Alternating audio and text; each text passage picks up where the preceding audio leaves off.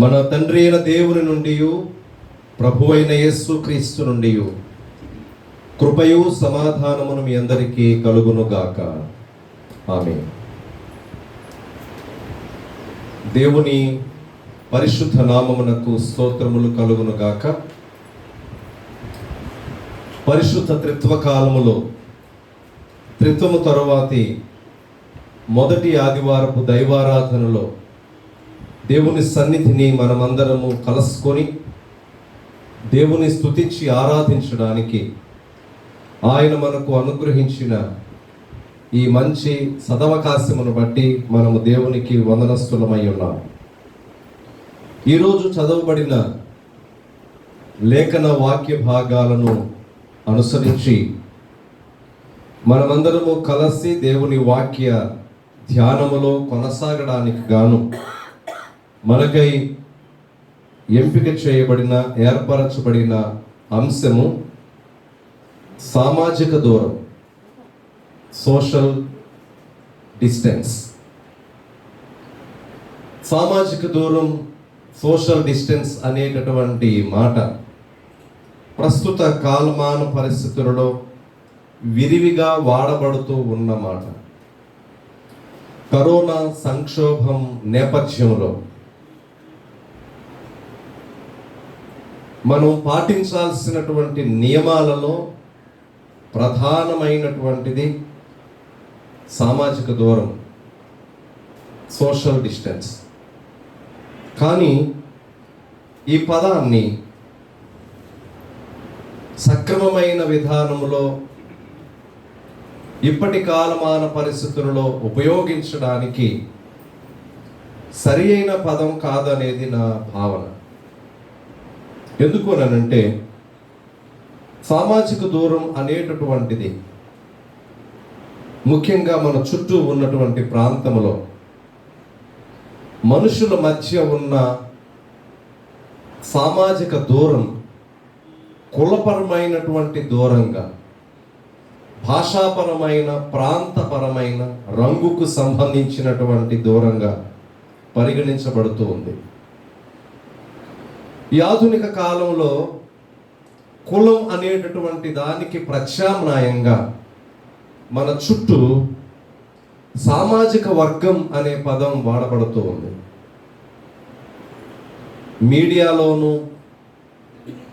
నాయకులు, పాలకులు ఉపయోగిస్తున్నటువంటి మాటలలో ఈ పదమే ఎక్కువగా మనం చూస్తూ ఉన్నాం. ఫలానా సామాజిక వర్గానికి సీట్ ఇచ్చారు, ఫలానా సామాజిక వర్గానికి ఈ మేలు ప్రభుత్వం చేశారు, ఈ మాట ఉపయోగించడం అనేది జరుగుతూ ఉంది. కాబట్టి సామాజిక వైషమ్యం, సామాజిక దూరం, వ్యక్తుల మధ్య ఆ దూరం అనేటటువంటిది కులాన్ని బట్టి, రంగును బట్టి, ప్రాంతాన్ని బట్టి మనుషుల మధ్య దూరం అనేది ఉంచడం జరుగుతుంది. ఇటీవల అమెరికా దేశంలో జరుగుతూ ఉన్న ఉద్యమం మనందరికీ తెలిసినది. నల్లవారికి, తెల్లవారికి మధ్య ఉన్న దూరం, సామాజిక దూరం. అందుకని దీనిని ఈ కరోనా నేపథ్యంలో కొంతమంది పెద్దలు హైలైట్ చేశారు. మీడియా కూడా దాన్ని విరివిగా వాడడం అనేది జరుగుతోంది. కానీ వాస్తవానికి కరోనా దృక్పథంలో వాడాల్సిన పదం సోషల్ డిస్టెన్స్ కాదు, ఫిజికల్ డిస్టెన్స్.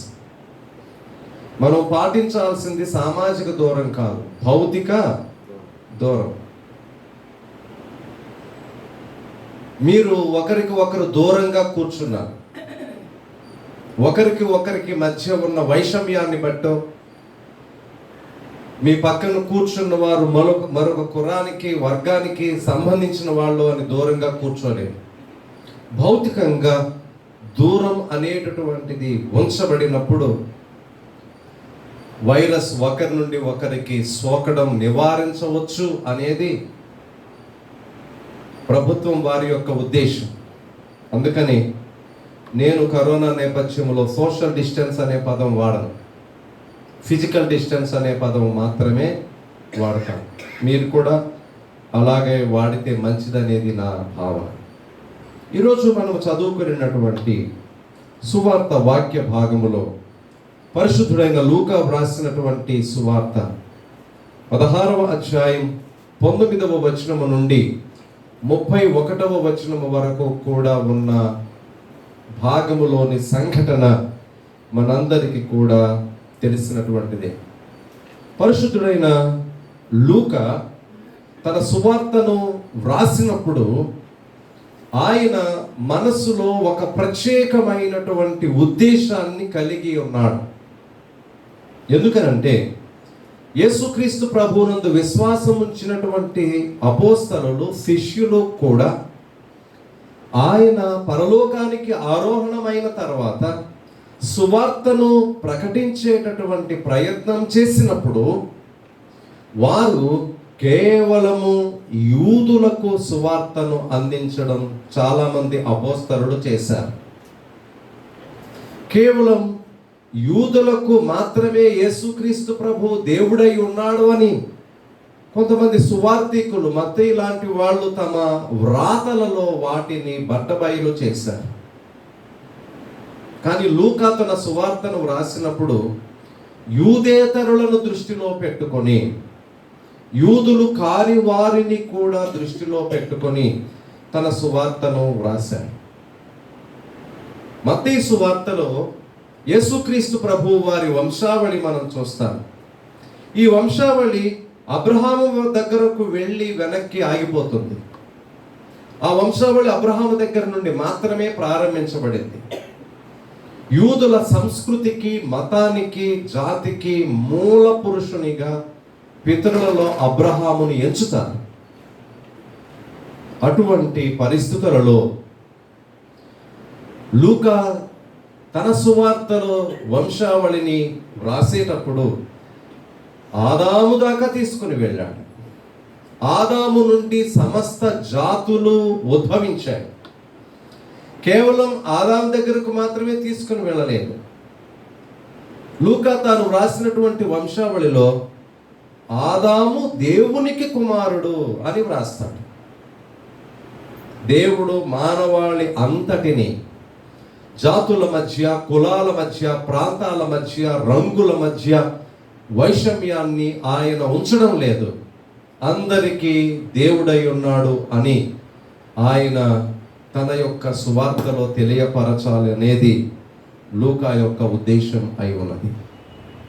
లూకా ఈ సంఘటనను వివరించేటప్పుడు ధనవంతునికి, లాజరుకి మధ్య ఉన్నటువంటి వైషమ్యం, సాంఘిక సంబంధమైనటువంటి దూరం తెలియజేసేటటువంటి ప్రయత్నం చేస్తూ ఉన్నాడు. ధనవంతుడు తన ధనాన్ని బట్టి పేదవాణ్ణి దూరం పెట్టాడు, దూరంగా ఉంచాడు. వారిరువురి మధ్య ఉన్నటువంటి గ్యాప్ డబ్బుకు సంబంధించినటువంటిది. అదే రకంగా వారు ధరించేటటువంటి వస్త్రాలను గురించి కూడా ప్రస్తావించాడు. ఊదా రంగు వస్త్రాలు ధరించే ధనవంతుడు ధరించే వస్త్రాలను బట్టి మనుషులు వారి యొక్క స్థాయిని అంచనా వేసేటటువంటి సమాజంలో మనం మనుగడ సాగిస్తూ ఉన్నాం. యూదుల సమాజంలో కూడా అంతే, ఈ రోజుల్లో కూడా అంతే. తెల్ల బట్టలు వేసుకునే వాళ్ళని అందరినీ పెద్ద మనుషులుగా భావించే సమాజంలో మనం మనుగడ సాగిస్తూ ఉన్నాం. కానీ చాలా మందికి వారి లోపల అంతరంగ హృదయం కల్మషంతో, కుళ్ళుతో, మురికితో నిండినటువంటిదిగా ఉండి ఉండవచ్చు. వారు ధరించే వస్త్రధారణ మధ్య కూడా వైషమ్యం కనిపిస్తుంది. తినేటటువంటి ఆహారం వాడు ప్రతిదినము కూడా మంచి గొప్ప ఆహారాన్ని భుజించేటటువంటి వాడు. తాను తినేటటువంటి ఆహారంలో తన డైనింగ్ టేబుల్ మీద ఆహారాన్ని భుజించేటప్పుడు పైనున్నటువంటి రొట్టె ముక్కను కడుగుకొనిన చేతులు తుడుచుకోవడానికి ఉపయోగించి దాన్ని నలిపి బయటికి విసిరేస్తే ఆ విసిరివేయబడిన ఆహారాన్ని భుజించడానికి ఆ పేదవాడు ఆశపడ్డాడు, తన కడుపు నింపుకోవడానికి ఆశపడ్డాడు. ఈ రోజుల్లో కూడా తినే ఆహారాన్ని బట్టి కూడా మనుషుల మధ్య దూరం ఉంది. ఈ రకమైన ఆహార పదార్థాలు తినేవాళ్ళని మనం దగ్గరకు రానియకూడదు. ఈ రకమైన మాంసాహారం తినేవాళ్ళని మనం దూరంగా ఉంచాలి అనే సమాజంలో మనము జీవిస్తూ ఉన్నటువంటి వారముగా ఉంటూ ఉన్నాం. అంతేకాకుండా వారిరువురి మధ్య కూడా వారికి ఉన్నటువంటి స్థితి, భౌతిక స్థితి, ధనవంతుడు ఆరోగ్యంగా ఉన్నాడు, ఈ దరిద్రుడు శరీరమంతా కురుపులతోటి నింపబడినటువంటి వాడిగా మాత్రమే కాకుండా లోకా ఏమని రాస్తాడనంటే, కుక్కలు వచ్చి వాని కురుపులను నాకెను. ఈ ఒక్క వచనము, వాక్యము ఆ దరిద్రునికి ఉన్నటువంటి నిస్సహాయ స్థితిని తెలియజేస్తాం. మనలో ఎవరికైనా సరే అనారోగ్యము ఏర్పడితే, తీవ్రమైన ఈ కురుపుల లాంటి అనారోగ్యం కాకపోవచ్చు, భయంకరమైన వ్యాధి కాకపోవచ్చు, ఒక మామూలు జ్వరం లాంటి అనారోగ్యం వచ్చినా ఖచ్చితంగా ఆరోగ్యవంతుడు సహాయము చేయాల్సిందే. ఇంట్లో ఎవరికైనా జ్వరము వస్తే, అనారోగ్యం వస్తే ఆరోగ్యంగా ఉన్నవాళ్ళు దానిని చేయాల్సిందే, వారికి పరిచర్య జరిగించాల్సిందే. భార్యకు అనారోగ్యంగా ఉండి తలనొప్పిగా ఉండి మంచం మీద పడుకుంటే భర్త కాఫీ పెట్టాల్సిందే, వీలైతే వంట వండాల్సిందే. ఆ రోజు కొంచెం బాగోకపోవచ్చు, అన్నం జావుగా ఉండొచ్చు, కానీ ఆరోగ్యంగా ఉన్నవారు మిగిలిన అనారోగ్యవంతులకు సహాయము చేయాల్సిందే. ఆరోగ్యవంతుల సహాయము పొందకుండా ఏనా అనారోగ్యవంతుడు కూడా తిరిగి ఆరోగ్యాన్ని పొందడం వీలు పడే విషయం కాదు. ధనవంతుడు ఆరోగ్యంగా ఉన్నాడు, తన ఇంట వాకిట పడి ఉన్నటువంటి అనారోగ్యవంతుని మీద దృష్టి పెట్టలేకపోయాడు. యూదుల సంస్కృతిలో, వారి మతపరమైనటువంటి విధి విధానాలలో పేదరికాన్ని, అనారోగ్యాన్ని పాపముగా ఎంచేవాడు. ఎవరైనా ఒకడు పేదవానిగా ఉన్నాడు అని అంటే అతడు పాపి, పాపం చేశాడు కాబట్టి వాడు పేదరికంలో ఉన్నాడు. మేము పరిశుద్ధులం కాబట్టి ధనవంతులంగా ఉన్నాం, మేము పాపం చేశాం కాబట్టి వాళ్ళు అనారోగ్యంగా ఉన్నారు, మేము పరిశుద్ధులం కాబట్టి ఆరోగ్యంగా ఉన్నాం. ఈ విధంగా భావించేవాడు. పేదరికము, అనారోగ్యము పాపముగా ఎంచేటటువంటి వాడు. అటువంటి పరిస్థితుల్లో యేసు ప్రభు ఒక పక్షవాయువు కలిగిన వానితో ఏమన్నాడనంటే, నీ పాపములు క్షమించబడ్డాయి అన్నాడు. యేసయ్య దగ్గరకు వచ్చే సమయానికి అతనికి ఉన్న అవసరత, అతని జబ్బు నిర్మూలించబడడం, అతన్ని మోసుకొని వచ్చినటువంటి అతని స్నేహితుల యొక్క ఉద్దేశం కూడా అదే. కానీ ఆయన పాపం గురించి, పాప క్షమాపణల గురించి ప్రస్తావిస్తూ మాట్లాడడం మనందరికీ కూడా తెలిసినటువంటి విషయం. కరోనా వచ్చిన ఆరంభ దినాలలో ఎవరు సెల్ ఫోన్ ఆన్ చేసినా ఫస్ట్ దగ్గినిపించేది, ఆ తర్వాత దానికి సంబంధించినటువంటి సూచనలు చేయబడేవి. ఇప్పుడు అది మానేసి, ఇప్పుడు ఎవరు సెల్ ఫోన్ ఆన్ చేసినా కానీ దేశమంతా కరోనాతో పోరాడుతుంది. మనం పోరాడాల్సింది కరోనాతో కానీ మనుషులతో కాదు. ఎవరికైనా కరోనా ఉందని తెలిస్తే వాళ్ళని మీరు దూరం పెట్టకండి, వాళ్ళని ప్రేమించండి, వాళ్ళని వాడు పరాయి వారిగా వాళ్ళని చూడకండి. ఎందుకనంటే మనుషులు ఒక జబ్బును బట్టి కూడా మనుషులు సాటి మనుషులను దూరంగా ఉంచుతూ ఉన్నందువలన ఇలాంటి సూచనలు ప్రభుత్వం చేయాల్సిన పరిస్థితులు ఏర్పడుతూ ఉన్నాయి. ప్రియులారా, ఇరువురి మధ్య ఇలా ఉన్నటువంటి ఈ దూరం, ఈ గ్యాప్, ఈ వైషమ్యం, ఈ అంతరం చివరికి వచ్చేసరికి లూకా సువార్తికుడు ఏమని చేస్తున్నాడనంటే, డెత్ ఈజ్ కామన్. ధనవంతుడు చచ్చిపోయాడు, లాజరు చనిపోయాడు. ఈ సంఘటనలో మనకు కనిపించే ప్రాముఖ్యమైనటువంటి విషయం అదే. బతికినప్పుడు ఇరువురి మధ్య కూడా అంతరం అనేది ఉండొచ్చు, లేకపోతే పెట్టుకొని ఉండొచ్చు. కానీ చనిపోయిన తర్వాత చావుకి తేడా అనేది లేదు.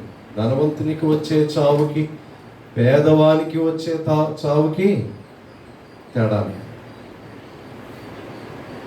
ఒకవేళ ఈ రోజులలో మనుషులు చావుని కూడా కాస్ట్లీ చేసేశారు.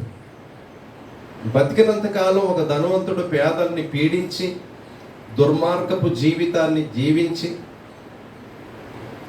అతడు ఎవరికి ఉపయోగపడని వానిగా మనుగడ సాగించినా కానీ ఒక్కొక్కసారి కాల్చబడే అలవాటు ఉన్నటువంటి వాళ్ళు అటువంటి ధనవంతుల శరీరాలని గంధపు చెక్కలతో కాల్చిన సందర్భాలు మనకి తెలుసు. సమాధి చేయబడేటటువంటి సందర్భంలో ఆ సమాధి క్రియలు, అంత్యక్రియలు గొప్పగా, దానికోసమే లక్షలు ఖర్చు పెట్టి ఊరేగింపుగా చేసేటటువంటి పరిస్థితులు లోకంలో మనం చూస్తూ ఉన్నాం. బహుశా ఈ ధనవంతునికి కూడా అతని అంత్యక్రియలు చాలా గొప్పగా, అతని స్థితికి, స్థాయికి, డబ్బుకి తగ్గట్టుగా జరిగి ఉండొచ్చు. రోడ్డు మీద అడుక్కునేటటువంటి దరిద్రుడు చనిపోయినప్పుడు ఎవరు పట్టించుకొని, ఎవరు ఆ క్రియలు జరిగించడానికి ముందుకు వచ్చినటువంటి వాళ్ళుగా ఉండకపోవచ్చు. ఇప్పటి విధానంలో మున్సిపాలిటీ వాళ్ళు తీసుకెళ్ళినట్టుగా ఆ దరిద్రుని యొక్క అంత్యక్రియలు జరిగి ఉండొచ్చు. కానీ లూకా సువార్తికుడు ఒక ప్రత్యేకమైన మాటని తన సువార్తలో వ్రాస్తున్నాడు. ఆ ధనవంతుడు చనిపోయి పాతి పెట్టబడెను, కానీ దరిద్రుడు చనిపోయి దేవదూతల చేత పరలోకానికి కొనిపోబడెను. ఇతని జీవితం పాతి పెట్టబడడం వరకే మాట్లాడుతున్నాడు లూకా. అక్కడితోటి ముగించబడింది అన్నటువంటి విషయాన్ని లూకా ప్రస్తావిస్తున్నాడు. కానీ ఈ దరిద్రుని జీవితంలో మాత్రం ఇప్పుడు అతనికి రాయల్ ట్రీట్మెంట్, పరలోక సంబంధమైన రాచరికపు మర్యాదలు అతనికి చేయబడ్డాయి. దేవదూతలు వచ్చి, సేవకులుగా వచ్చి, సార్ ప్లీజ్ అని దగ్గరుండి మరీ పరలోకానికి తీసుకుని వెళ్ళినట్లుగా లూకా ప్రస్తావించడం మనం చూస్తున్నాం. ఆ తర్వాత లూకా వ్రాసినటువంటి మాటలు చాలా కీలకం ఈ సంఘటనలో. ఈ సంఘటనలో మనం దేనిని గమనిస్తూ ఉంటాము అని అంటే, సాధారణంగా మనం పరలోకము, నరకము రెండు వేరువేరు ప్రదేశాలు, నిజంగానే వేరువేరు ప్రదేశాలు. దానికి దీనికి ఏ విధమైనటువంటి సంబంధము కూడా లేదు. కానీ ఈ సంఘటనలో లూకా ఎలా వర్ణిస్తాడనంటే, నరకాగ్నిలో కాల్చబడతా ఉన్నటువంటి ధనవంతుడు పరలోకములో నెమ్మది పొందుతున్నటువంటి దరిద్రుణ్ణి చూడగలుగుతున్నాడు.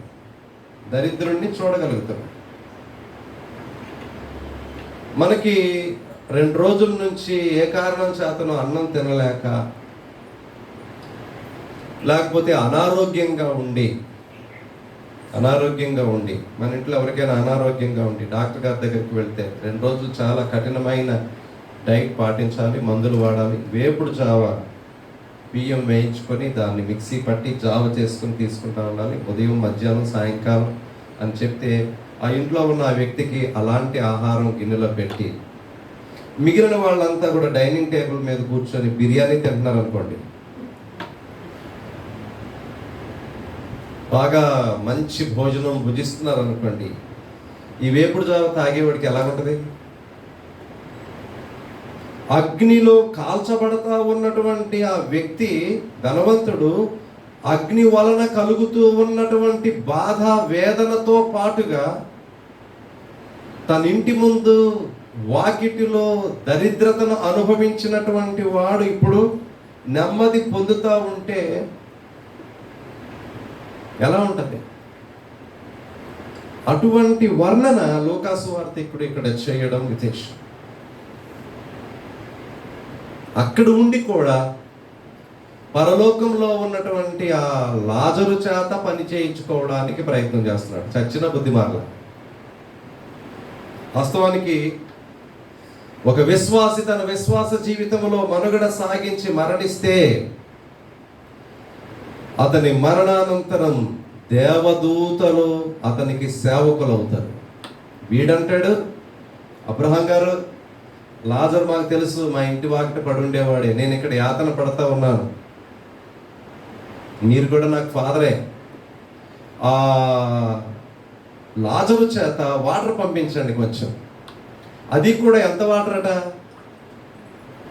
చిటికెన వేలుతోటి ఒక నీటి బొట్టు చాలు, సరిపోతుంది. అది ఈరోజు మధ్యాహ్నం లంచ్ తీసుకున్న తర్వాత కడుపు నిండా భోంచేసి మీరు కూడా జస్ట్ ఒక బొట్టు లాగా చప్పరించండి, సరిపోతుందా? చూడండి.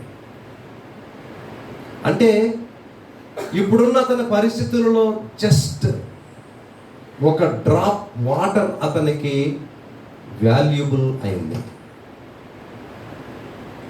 ఒక నీటి బొట్టు అతనికి అత్యంత విలువైనటువంటిదిగా అనిపించింది. భూమి మీద ఉన్నప్పుడు ధనం మదంతో అతడు ఎంత దుబారా చేశాడో, ఎంత వేస్ట్ చేశాడో. ఈ వేసవి కాలంలో పేదలైనటువంటి వాళ్ళకి చాలా మందికి రక్షిత మంచినీళ్ళు దొరక్క కిలోమీటర్లు నడిచి ఒక బిందె నీళ్లు తెచ్చుకుంటారు. కాలనీల్లో వాటర్ ట్యాంక్ వచ్చినప్పుడు ఓ యుద్ధమే జరుగుతుంది ఒక బిందె నీళ్లు పట్టుకోవడానికి ఒక ఆడ మనిషికి. వీడు స్టార్ హోటల్కి వెళ్ళి అక్కడ వాళ్ళు మినరల్ వాటర్ ఇచ్చినా కానీ నాకు వాటర్ బాటిల్ అని ఆర్డర్ చేసి కిన్లే వాటర్ బాటిల్లో నీళ్లు తాగి సగం తాగి అక్కడ వదిలేసి వస్తాడు. అంత దుబారా. అలాంటి వాడు ఇప్పుడు దేనికోసం తాపత్రయపడుతున్నాడు? నీళ్ళ కోసం కాదు, నీటి బొట్టు కోసం. అది చూపిస్తున్నాడు దేవుడు. అబ్రహాం గారు అతనికి చెప్తూ ఉన్న పాఠం ఏంటనంటే, నువ్వు భూమి మీద ఉన్నప్పుడు సామాజిక దూరం మెయింటైన్ చేశావు. దరిద్రుడు కదా అని నువ్వు దగ్గరకి రానివ్వడా, గ్యాప్ మెయింటైన్ చేశావు. అతని అనారోగ్యాన్ని బట్టి, అతని పేదరికాన్ని బట్టి నువ్వు దూరం పెట్టావు. అప్పుడు నువ్వు బాగానే బతికావు. కానీ వాడు నీ కళ్ళ ముందు యాతన అనుభవించాడు. ఆకలితో అనేక రోజులు పస్తులున్నాడు. నీకున్నటువంటి దాంట్లో అతి అల్పమైనది అతనికి ఇచ్చిన అతడు బాగానే బతికేవాడు. నీవు అలా గ్యాప్ మెయింటైన్ చేశావు కాబట్టి ఇప్పుడు మీకు మాకు మధ్య దూరం ఉంది. లూకాసు వార్త ఇక్కడ ఏమని రాస్తాడనంటే, ఒక అగాధము ఉంది. ఇప్పుడు కూడా అదే గ్యాప్ కంటిన్యూ అవుతుంది. ఇది దేవుడు ఉంచిన గ్యాప్. ఇది దేవుడు చూపిస్తున్న సామాజిక దూరం. ప్రియులారా, మనము మన దేశములో సామాజిక దూరం, కులపరమైనటువంటి దూరం పాటించేటటువంటి దేశంలో మనము ఉన్నాం. ఎంతో అభివృద్ధి చెందుతూ ఉన్నా కానీ మనుష్యులను దూరం పెడతా ఉన్నారు, దగ్గరకు రానివ్వట్లేదు.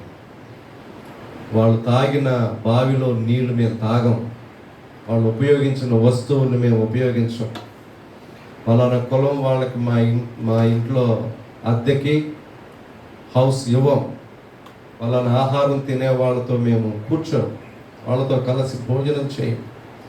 ఇటువంటి దూరం లోకములో మెయింటైన్ చేయబడతా ఉన్నప్పుడు ఒక రకంగా ఇప్పుడు అందరినీ దూరం చేసేసాడేమో దేవుడు అనుకుంటాను నేను. ఒకరికి మధ్య ఈ దూరం, ఇది సామాజిక దూరం కాదు, ఇది భౌతిక దూరం. మనము కేవలము మనల్ని మనము కాపాడుకోవడానికి, మన ఆరోగ్యాన్ని మనము సంరక్షించుకోవడానికే ఈ దూరాన్ని మనం పాటిస్తున్నాం. అంతేగాని మనము సామాజికంగా దూరం మెయింటైన్ చేయాల్సిన అవసరం లేదు. ఆ పదాన్ని కూడా వాడడం అంత సవ్యంగా అనిపించేది కాదు. We are just maintaining physical distance. మనము దేవుని బిడ్డలం, మనమందరము ఒక కుటుంబం, సహోదరి సహోదరులం. మన అందరికీ కూడా పరలోకపు తండ్రి అయి ఉన్నాడు. ఆయన బిడ్డలముగా మనము ఈ లోకములో మనుగడ సాగిస్తూ ఉన్నటువంటి వారమై ఉన్నాం. పరిశుద్ధుడైన యోహాను భక్తుడు తన సువార్తలో 4వ అధ్యాయము 16వ వచనము నుండి 21వ వచనము వరకు కూడా వ్రాయబడినటువంటి పత్రిక వాక్య భాగములో యోహాను మొదటి పత్రిక 4వ అధ్యాయం 20వ వచనములో ఇలా వ్రాయబడి ఉంది: ఎవడైనను నేను దేవుని ప్రేమించుచున్నానని చెప్పి తన సహోదరుని ద్వేషించిన ఎడల అతడు అబద్ధికుడగును. తాను చూచిన తన సహోదరుని ప్రేమింపని వాడు తాను చూడని దేవుని ప్రేమింపలేడు. దేవుని ప్రేమించువాడు తన సహోదరుని కూడా ప్రేమింపవలెనను ఆజ్ఞను మనం ఆయన వలన పొంది ఉన్నాం. లవ్ యువర్ నైబర్ అనేది ఇట్స్ ఎ కమాండ్మెంట్.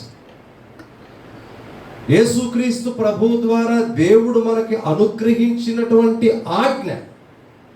ఆ ఆజ్ఞను మనము పాటింపబద్ధులమై ఉన్నాం. ఈరోజు మనమందరము దేవుని బిడ్డలముగా, ఆయన కుటుంబానికి చెందినటువంటి సభ్యులముగా మనలో ఏ ఆంతర్యాలను మనము కలిగి ఉండకుండా, భౌతికంగా మనము ఒకరికి ఒకరము దూరంగా ఉన్నప్పటికీ ఆధ్యాత్మికంగా, ఆత్మీయంగా, మానసికంగా, సామాజికంగా మనమందరము ఒకటే అన్న భావనని మనము కలిగి ఉండవలసిన వారమై ఉన్నాం. ఈ ధనవంతుడు తండ్రివైన అబ్రహామా అంటున్నాడు. తండ్రివైన అబ్రహాం. ఇదే ధనవంతుడు ఆ దరిద్రుని చూసి పాపాత్ముడు అని తాను బతికినంత కాలం ఉపయోగించి ఉండవచ్చు. తండ్రివైన అబ్రహామా అని అగ్నిజ్వాలల్లో ఉండి పిలుస్తున్నా కానీ పరలోకంలో ఉన్న దృశ్యం ఏమిటనంటే, వాస్తవానికి అబ్రహాం గారు ఆ దరిద్రుడు పక్కపక్కన కూర్చున్నారు. బైబిల్లో ఇరువురి మధ్య దూరము లేదు, అత్యంత సన్నిహితంగా దగ్గరగా ఉన్నారు అన్నదానికి చాలాసార్లు వాడబడిన పదం ఏమిటనంటే రొమ్మున ఆనుకోవడం. బైబిల్లో కూడా అదే మాట మనం చూస్తాం. అబ్రహాము రొమ్మున ఆనుకొని. రొమ్మున ఆనుకొని అని అంటే, ఎప్పుడైనా ఒక గ్రూప్ ఫోటో తీసేటప్పుడు, ఫ్యామిలీ ఫోటో తీసేటప్పుడు కెమెరామెన్ అందరినీ దగ్గరగా జరుపుతాడు. మనం పక్కన ఉంటాం. ఇంకా దగ్గర చేయడానికి అవసరమైతే తను వచ్చి ఏం చేస్తాడనంటే ఒకరు భుజం వెనకాల మరొకరిని ఎలాగా దగ్గర తీసి తలలు ఇంకా దగ్గర అయ్యేటట్లుగా చేస్తాడు. మన వెనుక నిలవబడిన వారి భుజం మనకి హాఫ్ వచ్చినప్పుడు మన భుజం వారిని రొమ్మున ఆనుకుంటాం. There is no social distance, there is no physical distance. ఆ మాటను ఉపయోగించాడు. యేసుక్రీస్తు ప్రభు ప్రక్కన కూర్చున్నటువంటి ఆయనను ప్రేమించే శిష్యుడు యేసు రొమ్మున ఆనుకొనిన శిష్యుడు అనే మాట వాడతాడు. అంత దగ్గరగా దేవునికి మనం అవ్వడానికి భూమి మీద మనుషుల మధ్య ఆ ప్రేమ, దైవిక ప్రేమ పెంపొందింపజేసుకోవడం అనేది మన అందరి విధి అయింది. దేవుడి మాటలు మన వినికిడిలో దీవించునుగాక. ఆమేన్.